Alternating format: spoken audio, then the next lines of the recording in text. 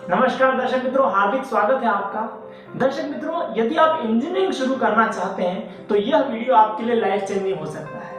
इसमें मैं आपको 3 ऐसी चीजें बताऊंगा जिसको जान लेना आपके लिए बहुत जरूरी है इंजीनियरिंग शुरू करने के पहले। सबसे पहली बात यह है कि आखिर इंजीनियरिंग किस तरह से करनी चाहिए और 4 साल की इंजीनियरिंग के दौरान ऐसा क्या करना चाहिए कि आपको बड़ी कंपनी में हाई पैकेज के साथ अच्छा प्लेसमेंट मिल सके। दूसरी बात दर्शक मित्रों, मैं आपको यह बताऊंगा कि जिस कॉलेज में आप एडमिशन लेना चाहते हैं, जिस कॉलेज में एडमिशन लेने के बारे में आपने मन बनाया है, उसका एजुकेशन का लेवल क्या है।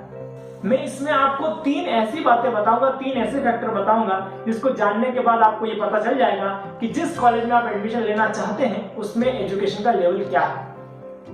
दर्शक मित्रों, तीसरी बात मैं आपको ये बताऊंगा कि आपको इंजीनियरिंग करना चाहिए या नहीं करना चाहिए। जी हाँ, मैं आपसे ही बात कर रहा हूँ, आप अभी वीडियो देख रहे हैं, मैं आपसे ही बात कर रहा हूँ। मैं आपको ये बताऊंगा कि आपको इंजीनियरिंग की फील्ड में आगे बढ़ना चाहिए या नहीं बढ़ना चाहिए। आपके नेचर के हिसाब से आपको इंजीनियरिंग सूट होगा या नहीं होगा, आप इंजीनियरिंग में सक्सेसफुल होगे या नहीं होगे, ये मैं आपको इस वीडियो के अंत में बताऊंगा।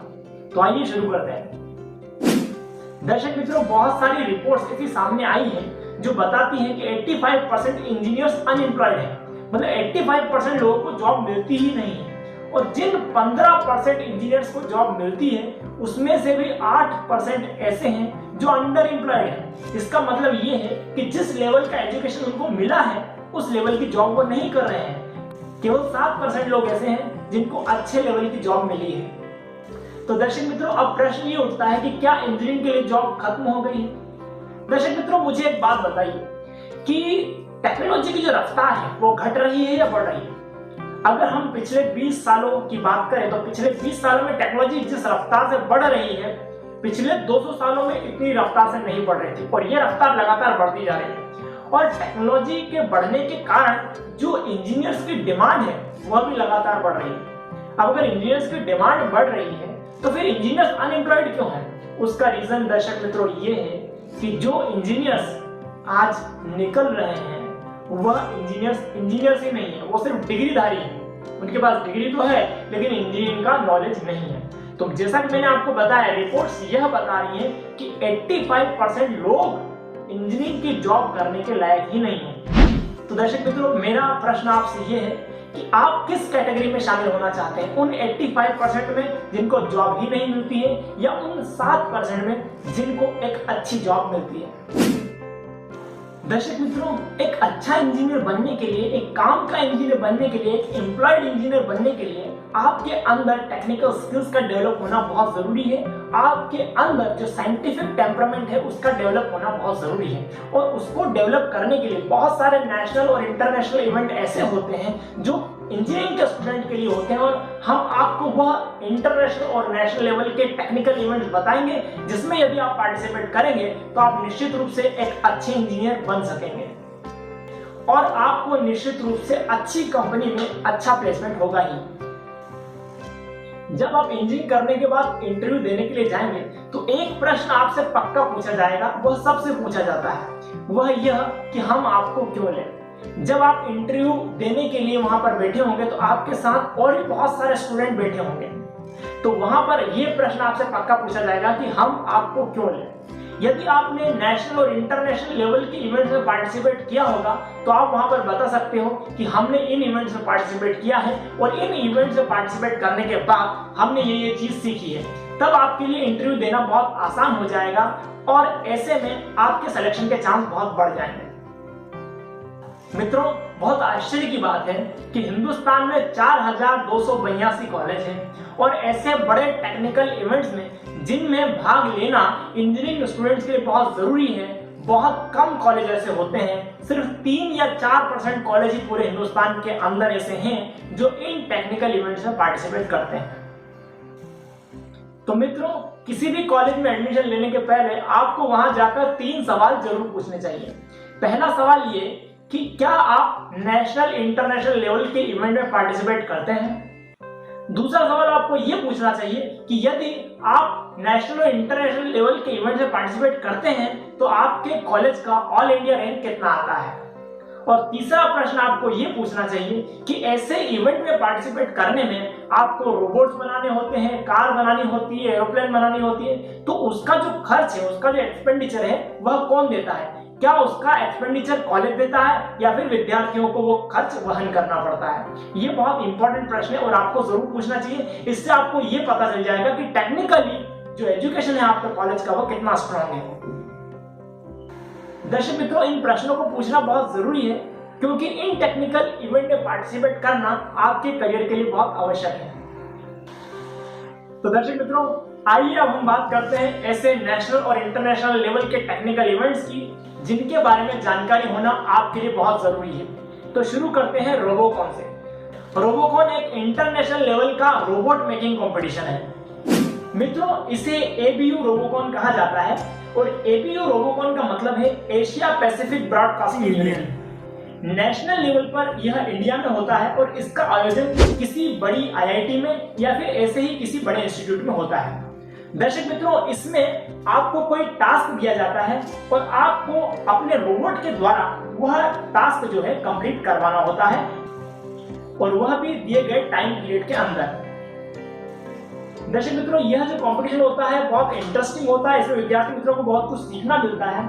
विद्यार्थी यह कंपटीशन बहुत एंजॉय करते हैं, उन्हें नेशनल लेवल का एक्सपोजर मिलता है। दर्शक मित्रों, लगभग सभी ब्रांच के स्टूडेंट इसमें पार्टिसिपेट कर सकते हैं। तो यदि आप इंजीनियरिंग करें तो रोबोकॉन में जरूर पार्टिसिपेट करें। दर्शक मित्रों, मैं आपको बताना चाहूंगा कि जीटीयू यूनिवर्सिटी की सैफ्रनी कॉलेज ने डीडी रोबोकॉन के फर्स्ट फेज में पूरे इंडिया में नंबर 1 स्थान हासिल किया है। यहाँ पर जो आपको रोबोट दिखाई दे रहा है, यह सैफ्रनी कॉलेज के विद्यार्थियों ने बनाया है। दर्शक मित्रों, अब हम देखेंगे दूसरा इवेंट। दूसरा इवेंट है स्मार्ट इंडिया हैकाथॉन। यह एक नेशनल लेवल का टेक्निकल इवेंट है। इसमें विद्यार्थी मित्रों को डे टू डे का कोई प्रॉब्लम सॉल्व करना होता है। दर्शक मित्रों, इंडिया के बड़े बड़े ऑर्गेनाइजेशन स्टूडेंट्स के सामने अपना प्रॉब्लम स्टेटमेंट रखते हैं। इसमें भी लगभग सभी ब्रांच के स्टूडेंट पार्टिसिपेट कर सकते हैं। यदि आप स्मार्ट इंडिया हैकाथॉन की वेबसाइट पर जाएंगे तो आप वहां पर देखेंगे कि 145 हार्डवेयर और 344 सॉफ्टवेयर प्रॉब्लम वहां पर दी हुई है।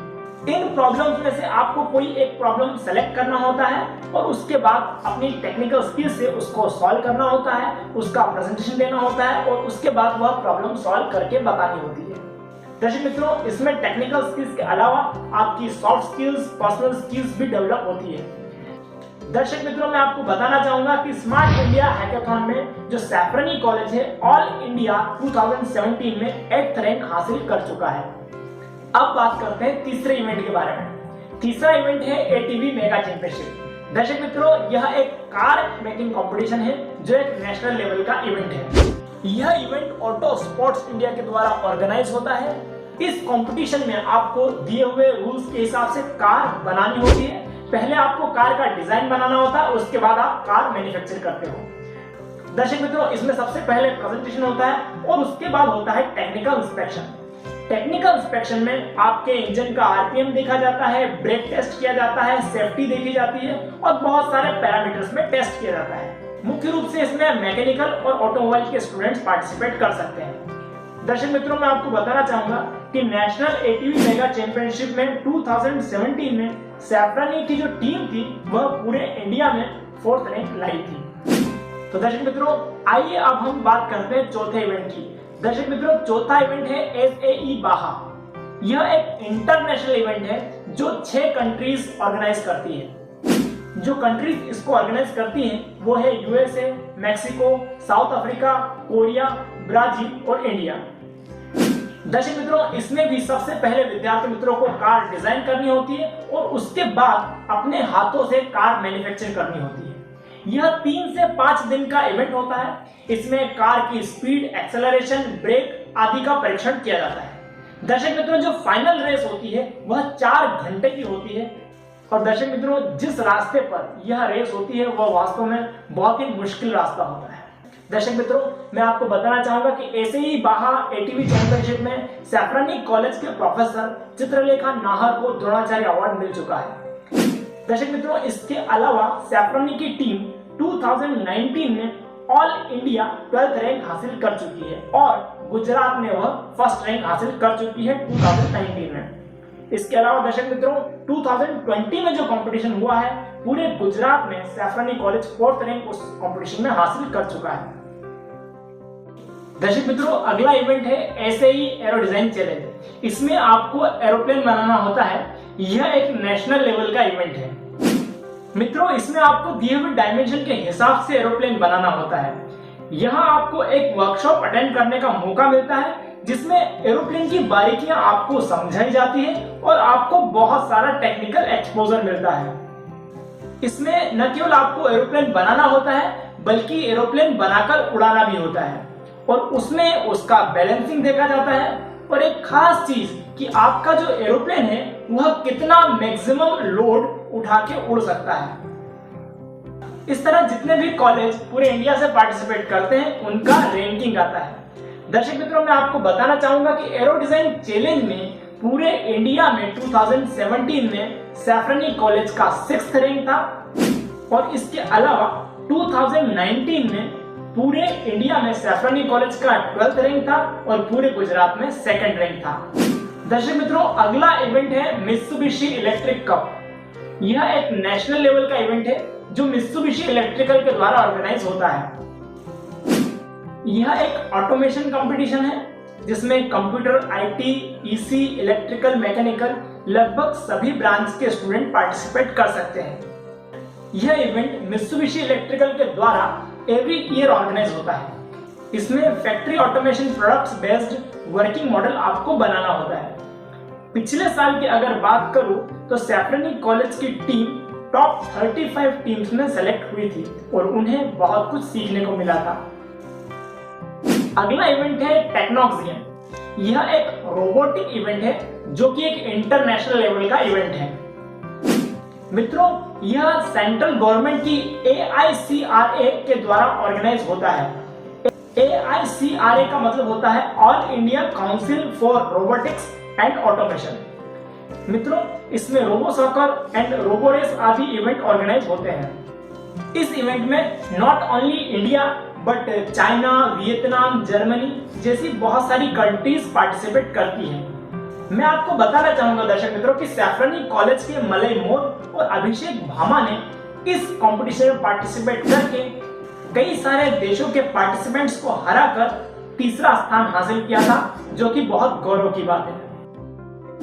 दर्शक मित्रों यदि वास्तव में आप इंजीनियर बनना चाहते हैं, एक अच्छे इंजीनियर बनना चाहते हैं, टैलेंटेड इंजीनियर बनना चाहते हैं, टेक्निकल इंजीनियर बनना चाहते हैं, काम के इंजीनियर बनना चाहते हैं तो जिन इवेंट के बारे में आज हमने बात की है उनमें आप पार्टिसिपेट जरूर कीजिएगा और आप एक ऐसे ही कॉलेज में एडमिशन लीजिएगा जिसकी टीम, जिसके स्टूडेंट ऐसे नेशनल और इंटरनेशनल लेवल के इवेंट्स में पार्टिसिपेट करते हों।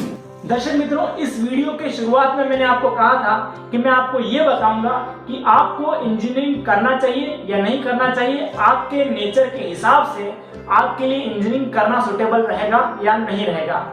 तो इस बात का परीक्षण हम 2 पॉइंट से कर सकते हैं। पहला पॉइंट तो ये है, मैं आपसे यह पूछना चाहता हूं कि क्या इन सारे नेशनल इंटरनेशनल इवेंट्स के बारे में जानकारी लेने के बाद आपको इसमें पार्टिसिपेट करने का मन करता है? क्या आपको रोबोट बनाने का, कार बनाने का मन करता है? क्या आपको सॉफ्टवेयर डिजाइन करने का मन करता है? यदि आपका जवाब हाँ है तो निश्चित रूप से आपको इंजीनियरिंग की फील्ड में आना चाहिए। इंजीनियरिंग के दरवाजे आपके लिए खुले हैं और आप निश्चित रूप से इंजीनियरिंग की फील्ड में कामयाब होंगे। दर्शक मित्रों दूसरा पॉइंट तो आपने ऑलरेडी क्वालिफाई कर लिया है क्योंकि यह वीडियो आप अभी तक देख रहे हैं। यह वीडियो अभी तक आप देख रहे हैं इसका मतलब है कि आप निश्चित रूप से इंजीनियरिंग की फील्ड में इंटरेस्टेड हैं। तो इन दोनों पॉइंट से हमें यह समझ में आता है कि निश्चित रूप से आपको इंजीनियरिंग करना चाहिए। मित्रों कॉलेज में एडमिशन लेने के पहले आपको 3 चीजें जरूर पूछनी चाहिए। पहली, क्या आप नेशनल इंटरनेशनल लेवल के टेक्निकल इवेंट जो होते हैं उसमें पार्टिसिपेट करते हैं? दूसरी बात कि अगर पार्टिसिपेट करते हैं तो ऑल इंडिया रैंक कितना आता है? और तीसरी बात, ये जो रोबोट मेकिंग है इसमें रोबोट बनाना होता है, कार बनानी होती है और एरोप्लेन बनाना होता है तो इसका जो खर्च है वह लाखों में आता है। तो आपको ये पूछना है कि इसका खर्च कौन देता है? अगर सैफरानी कॉलेज की बात करूं तो इन सब चीजों का जो खर्च है वह कॉलेज उठाता है। विद्यार्थियों को अपनी तरफ से कोई पैसा नहीं देना होता, उन्हें सिर्फ मेहनत करनी होती है। तो आप किसी भी कॉलेज में एडमिशन लेने के पहले ये 3 प्रश्न जरूर पूछिएगा। तो आशा है दर्शक मित्रों यह वीडियो आपको पसंद आया है, और निश्चित रूप से पसंद आया है तभी अभी तक आप ये वीडियो देख रहे हैं। तो लाइक जरूर करें और अपने दोस्तों के साथ भी इसको शेयर करें। ऐसे ही वीडियो हम आपके लिए लेकर आते रहेंगे। आप हमारा चैनल सब्सक्राइब कर सकते हैं और बेल आइकन पर भी क्लिक कर सकते हैं, ताकि जैसे ही हम नया वीडियो अपलोड करें आपको नोटिफिकेशन मिले और आप वो वीडियो देख पाए। ये वीडियो देखने के लिए और हमारे साथ बने रहने के लिए आपका बहुत बहुत धन्यवाद।